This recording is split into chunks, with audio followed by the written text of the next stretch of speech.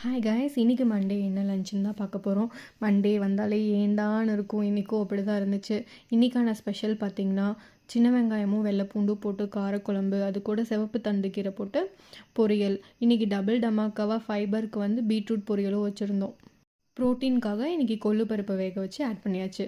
அப்புறம் நம்ம கர்ட். அவ்வளோதான் இன்றைக்கான லஞ்சு. ஆஃப்டர்நூன் வச்சுருந்த கீரையும் கொள்ளும் மீதி இருந்துச்சு. அதை வச்சு வடை போடலான்னு ஸ்டார்ட் பண்ணோம். அது எப்படி வந்துச்சுன்னு பாருங்களேன். அவனை சொல்லி நிறுத்துங்களேன்டா.